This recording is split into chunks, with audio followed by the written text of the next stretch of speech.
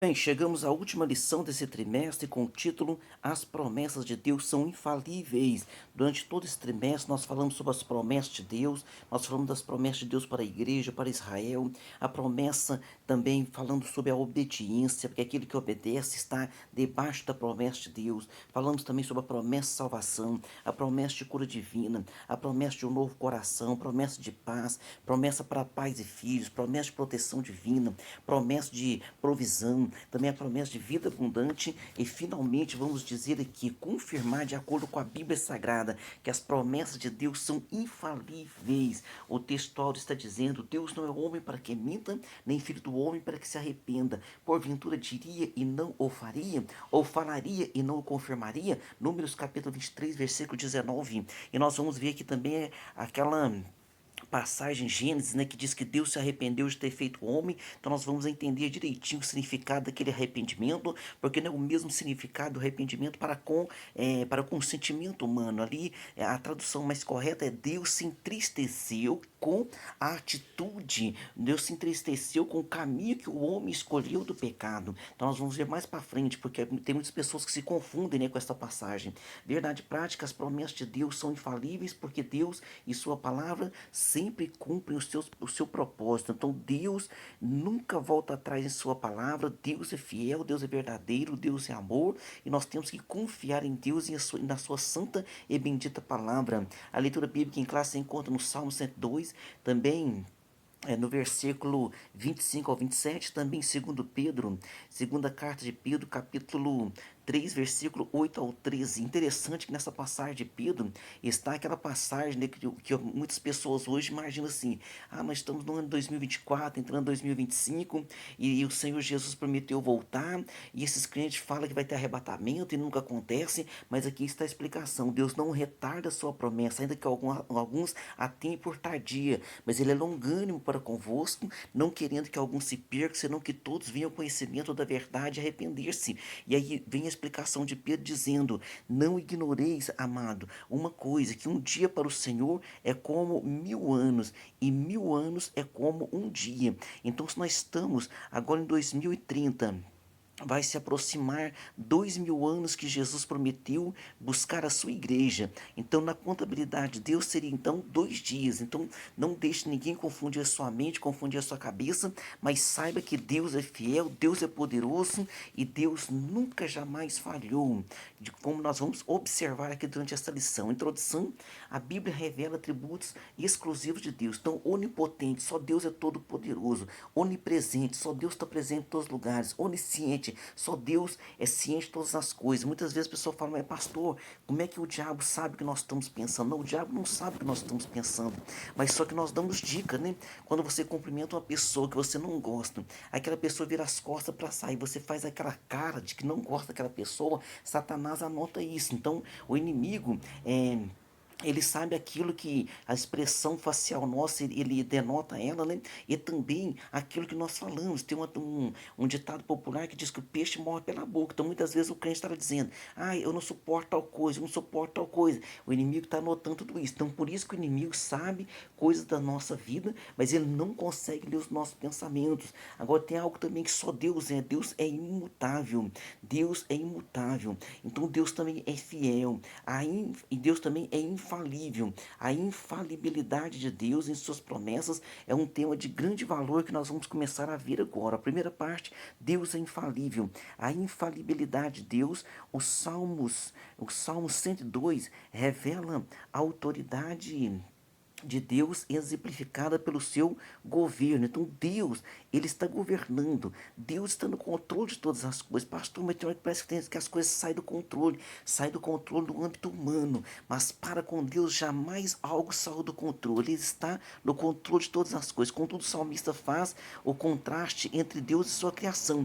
A criação, ela envelhece, a criação passará. Aí você vai dizer, mas pastor, se Deus fez tudo perfeito, por que a criação vai envelhecer? Por que a criação vai passar? Justamente porque o homem pecou. Ali onde Deus fala, me arrependi de ter feito o homem, significa eu me entristeci do caminho que o homem escolheu, porque Deus colocou diante de nós a vida e a morte, conforme falou ali para Moisés, falou, Moisés, aqui está o monte da bênção, aqui está o monte da maldição. Então está diante de você a vida e a morte. É o que é que você vai escolher? E nós fizemos a escolha certa, nós escolhemos Jesus, escolhemos a vida. Então a criação passarão os céus e a terra, mas as palavras de Deus permanecem para sempre, porque haverá um novo céu e nova terra, conforme Apocalipse capítulo 21. Então a imutabilidade de Deus revela que ele é infalível. Por isso que na Bíblia não há uma só referência que mostre que Deus falhou. Então Deus não falha, Deus jamais falhou, tá? Ele é absoluto, infalível e imutável. Ainda que as pessoas hoje tenham um combate muito grande na internet, né? Tomar cuidado com aquilo que a gente olha na internet, porque há pessoas revoltadas consigo mesmo e começam a falar mal das coisas de Deus e pegam textos isolados da Bíblia Sagrada para querer confundir a mente das pessoas. No item 2, uma promessa infalível. Em 2 Pedro 3, vemos que o apóstolo, nós vamos ver ali que o apóstolo Pedro tem o propósito de responder à igreja a respeito da suposta demora do retorno do Senhor. Olha que interessante. Então, naquela época, já havia esse debate. Portanto, é que em Tessalônica, quando as pessoas estavam morrendo ali, né, mandaram um recado a Paulo. Falou, Paulo, o fulano, o a ciclano, que você gostava tanto, infelizmente, perdeu a bênção, não aguardou o arrebatamento, morreu. Aí Paulo explica para eles, não quero que sejais ignorantes quanto aos que dormem. No capítulo 4 ele responde isso, não quero que sejais ignorantes quanto aos que dormem. Por quê? Porque aqueles que partiram em Cristo, eles vão ressuscitar primeiro, e nós que estamos vivos seremos transformados e iremos ao encontro do Senhor nos ares. Então ele diz também assim, confortai-vos, consolai-vos com estas palavras. É desta maneira que o apóstolo Paulo trata ali sobre o arrebatamento da igreja. E aqui Pedro, inteligentemente, né, ele vai dizer, mas amado, não ignoreis uma coisa, que um dia para o Senhor é como 1000 anos, e 1000 anos como um dia. E depois ele confirma aqui no versículo 9, dizendo, o Senhor não retarda a sua promessa, ou seja, o Senhor não é tardio para cumprir uma promessa, ainda que alguns a tenham por tardia. Então alguns estão dizendo que ele vai estar demorando na contabilidade humana, mas na contabilidade de Deus não há nenhuma demora. Por isso nós temos que aproveitar este tempo chamado hoje para evangelizar, ganhar alma, buscar a Deus, sentir a presença de Deus, buscar renovação, paz de espírito. Mas aqui está dizendo, ó, mas ele é longânimo para convosco, não querendo que alguns se percam, senão que todos venham arrepender-se, para que todos venham ao conhecimento da verdade. Deus, ele é paciente, não haverá um momento que o Senhor, mas haverá um momento que o Senhor voltará, surpreenderá muitos. Então quando o Senhor voltar, a Bíblia diz que ele virá como um ladrão de noite, ou seja, ele virá como surpresa, porque a Bíblia também explica, se o pai de família soubesse a que hora viria o ladrão, ele se prepararia e jamais seria surpreendido. Mas então o Senhor virá uma hora que as pessoas não estão esperando. Então por isso nós temos que estar sempre com essa vigilância em nosso coração. E ao invés de ficar tão preocupado com o arrebatamento, nós temos que estar preocupado em cuidar da nossa salvação, em cuidar da nossa paz de espírito, renovação para com Deus e trazermos almas que enquanto você está trabalhando, você está se renovando. Ah, pastor, eu cansei de orar para fulano, cansei de orar para ciclano, e você veio rapidamente para Jesus ou teve uma demora? Então, todos nós tivemos um processo e Deus está usando nossa vida para trazer almas, amém? No item 3, a palavra infalível de Deus. Ao longo da Bíblia vimos que Deus cumpre suas promessas conforme lemos em Reis. Lá no livro de Reis está escrito, bendito seja o Senhor que deu repouso ao seu povo de Israel, segundo tudo o que disse, nenhuma só palavra caiu de todas as suas boas palavras que falou pelo ministério de Moisés, seu servo. Ou seja, nenhuma palavra caiu por terra, nenhuma palavra cai por terra. Deus chama Jeremias, diz para ele, te chamei desde o ventre, e fala para ele assim, ó, disse-me o Senhor, viste bem, porque eu velo sobre a minha palavra para cumprir. Então, Deus é ele que vela sobre a sua palavra para cumprir. Cabe a nós o que? Obedecer a palavra, levar a palavra, ensinar a palavra, mas quem cumpre a palavra é o nosso Deus. Portanto, a Bíblia, a palavra de Deus, ela é fonte de promessas infalíveis para as nossas vidas. Por isso nós temos essa certeza, por isso nós temos essa convicção. Essa certeza, essa convicção, ela jamais será tirada do nosso coração. Por quê? Porque a palavra de Deus, ela é viva e eficaz e mais penetrante do que espada alguma de dois gumes, e ela é apta para discernir as intenções e os pensamentos do homem. Então ela vai até a divisão das juntas e medulas, ela discerne o pensamento e intenção do homem. Então a palavra de Deus, ela vem, ela começa o que? Ela começa a fazer um check-up dentro de nós e uma mudança dentro de nós. A palavra é infalível. Parte 2: Deus não mente nem se arrepende. No item 1, Deus não mente nem se arrepende. Em Números lemos que Deus não mente e nem se arrepende. Então, nós vamos ver agora, trabalhar em cima dessas duas passagens. Olha só: Deus não é homem para que minta, nem filho do homem para que se arrependa. Porventura diria e não faria, ou falaria e não confirmaria? Então Deus não precisaria falar algo para depois deixar de fazer, porque ele já sabe o dia de amanhã. Tudo isso está nas mãos de Deus. Então nós vamos ver através disso, dessa passagem, para nós entendermos essa passagem que diz que Deus se arrependeu. Então Deus, ele não se arrepende, Deus não volta atrás em suas palavras. Quando o rei Balaque contrata o profeta Balaão para amaldiçoar o povo, Balaão não consegue amaldiçoar e diz assim: ó, eis que recebi mandato de abençoar, pois ele tem abençoado, e eu não posso revogar. Ou seja, aquilo que está falado, está falado. Deus falou: eu sou com Israel, Israel é o meu povo, eu estarei no meio dele. E o próprio Balaão diz: no meio deste povo tem o alarido de um grande rei. Agora nós vamos ver no item 2 aqui: Deus se arrependeu? Um ponto de interrogação. Então em Gênesis 6, nós lemos que Deus mandou que Noé construísse a arca, porque a corrupção humana, ela estava muito terrível sobre a face da terra. Grande era a corrupção. Entretanto, nós vamos ver o seguinte, que entretanto, nesse mesmo texto, diz que Deus havia se arrependido. Então, no mesmo texto vai dizer que Deus havia se arrependido. E não, mas juntamente com essa palavra vem pesou-lhe o coração, para que a gente possa entender, afinal de contas, Deus se arrepende? Vamos no item 3 agora esclarecer uma aparente contradição. Em Números, nós vamos ver que Deus não se arrepende, Deus não é filho do homem para que minta, e Deus não se arrepende, né?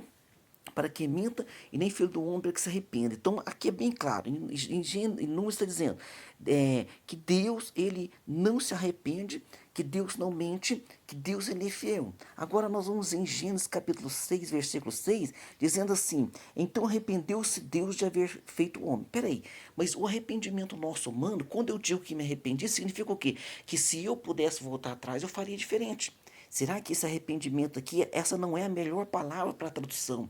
Porque aqui não é um arrependimento segundo o sentimento humano, que Deus poderia voltar atrás e fazer diferente, porque ele já sabe o dia de amanhã. Tanto é que a Bíblia diz que Jesus é o Cordeiro morto antes da fundação do mundo. Ou seja, Deus já sabia de todas as dificuldades que ia haver. Deus já sabia que o homem, porque Deus deu livre-arbítrio ao homem, a criação inteligente de Deus, que são os anjos, os homens, eles têm livre-arbítrio. E no céu alguém usou esse livre-arbítrio e caiu por terra. Por quê? Porque ele quis ser maior do que Deus. Então fez uma escolha errada. Deus dá para nós, Deus deu para nós a condição de escolher. Mas como que nós podemos escolher algo que não seja Deus, se Deus é perfeito, Deus é maravilhoso, Deus é amor, Deus faz tudo certo?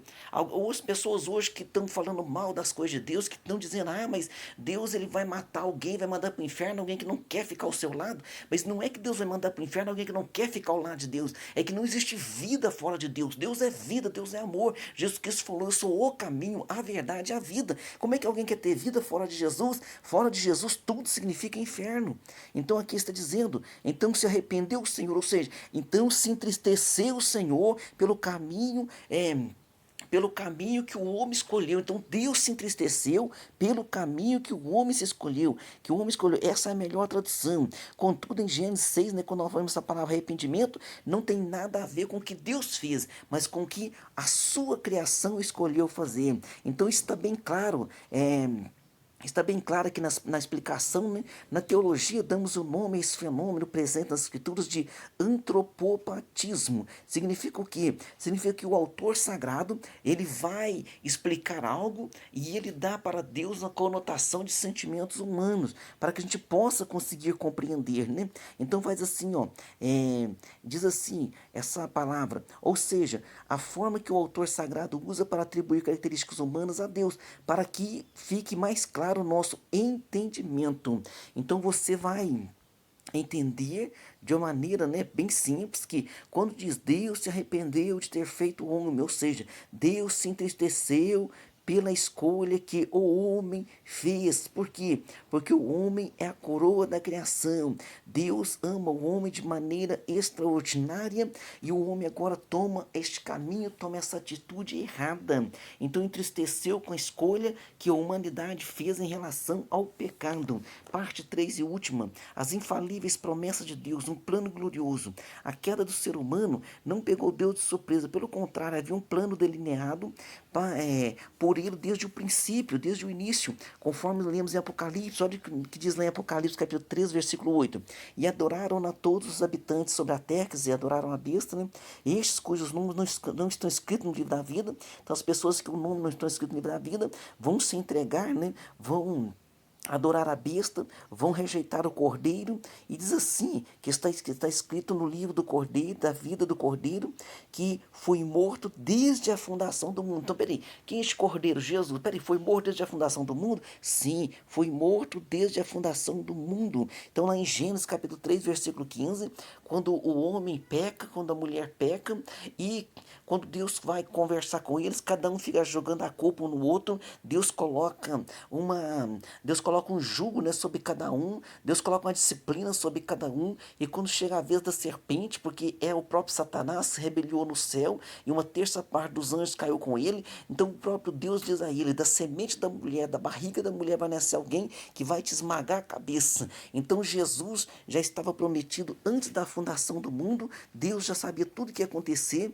e Jesus já se dispôs a vir nos salvar, a vir morrer na cruz do Calvário por cada um de nós. Então, este mistério de Deus que é a salvação, este mistério de Deus que é o Senhor Jesus Cristo, que estava prometido antes da fundação do mundo. Então Deus já sabia de todas as coisas e se cumpriu no nascimento de Jesus, vindo ele nascer, né, ali em Belém de Judá. Os seus pais são descendentes de Davi, eles estavam morando no norte, e ali quando eles moravam ali no norte, em Nazaré, agora eles têm que ir para o sul fazer o seu cadastramento, porque o imperador pediu isso, e quando chega ali no sul, em Belém, nasce o nosso Senhor Salvador e os seus pais, Maria e José. No item 2, a eternidade, juntamente com o seu plano de salvação, Deus promete a vida eterna. Então ele deixa bem claro, né? Porque Deus amou o mundo de tal maneira que deu o seu Filho unigênito para que todo aquele que nele crê não pereça, mas tenha a vida eterna. Essa é a promessa para nós, a vida eterna. Isto mostra que não fomos criados para a queda, mas nem para a rebelião para com Deus. E, consequentemente, também não fomos criados para a finitude, né? Para ter fim. O homem foi criado para ser eterno. Fomos criados para a eternidade, andar e viver na presença de Deus. Dessa forma, o Senhor Jesus é o garantidor da eternidade. Ele é o garantidor da eternidade que um dia experimentaremos por ocasião da sua vinda e transformação do nosso corpo corruptível em incorruptível. O nosso corpo se semelhante ao do Senhor Jesus Cristo. Olha o que diz em 1 Coríntios capítulo 15, versículo 54. E quando isto que é corruptível, quer dizer, o nosso corpo, se revestir da incorruptibilidade, e isso que é mortal, o nosso corpo, se revestir da imortalidade, então cumprir-se-á a palavra que está escrita: tragada foi a morte na vitória. Então nós venceremos a morte através do poder do sangue do Senhor Jesus Cristo vertido na cruz do Calvário. A Bíblia diz que Jesus ressuscitou num corpo glorioso e nós seremos semelhantes a ele. No item 3, neste item 3 aqui da última parte, esperança forjada na promessa infalível de Deus. Ao longo dos séculos, o ser humano busca uma maior expectativa de vida. Ele tem buscado suporte nos avanços da medicina, nos recursos científicos, tecnológicos, à disposição da humanidade. Não tem problema nenhum isso, viu? Mas o envelhecimento e a morte são realidades vivenciadas pelo homem, inexoravelmente, né? Então, sem dúvida alguma, o homem envelhece, sem dúvida alguma, o homem partirá para a eternidade. Agora, nós temos vivendo agora o tempo, né, de um grande avanço tecnológico em que a vida, o homem agora está vivendo um pouco mais, está vivendo também, está cuidando para que viva com mais saúde, para que tenha mais mais qualidade de vida, e isso é imprescindível, isso é bom, deve buscar isso, mas nós temos que entender o seguinte: o que eles estão buscando é uma vida eterna sem precisar passar por Cristo. Isso jamais vai existir. A vida eterna só existe através do Senhor e Salvador Jesus Cristo. Então compreendemos que a vida, ela é um dom de Deus, e que por isso, de maneira grata e alegre, tomamos a caminhada com Deus até chegar o dia em que o conheceremos e seremos semelhante a Ele e o veremos face a face, porque agora vemos por espelho como em enigma, mas então veremos face a face. Agora conheço em parte, mas então conhecerei como também sou conhecido. Então nós estaremos com o Senhor Jesus muito em breve, no arrebatamento da igreja. E aqueles, como disse o apóstolo Paulo para a igreja de Tessalônica, fiquem em paz, porque aquele que parte com Cristo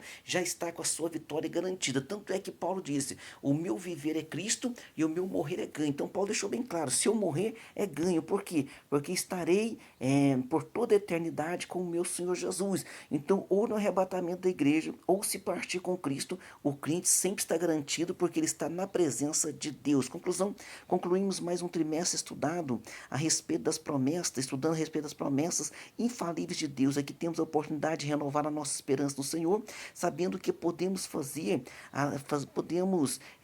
a nossa caminhada com Cristo de maneira confiante e segura, pois o nosso Deus é fiel para cumprir as suas infalíveis promessas. Podemos confiar em Deus e na força do seu poder. Só assim que venceremos, pela sua graça e pela sua bondade, pela sua misericórdia. Amém? Pergunta de número 1. O que o Salmo 102 revela? Revela a autoridade de Deus, exemplificada pelo governo sobre a sua criação. É Ele que comanda tudo.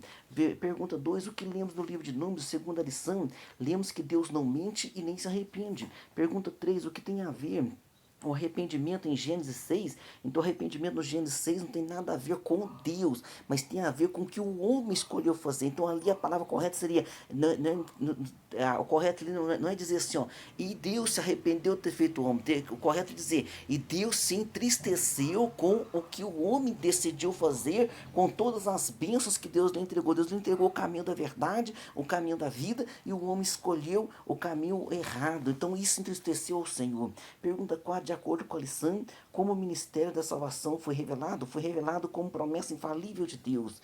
Pergunta 5. O que tem a sua esperança forjada na promessa infalível de Deus sabe?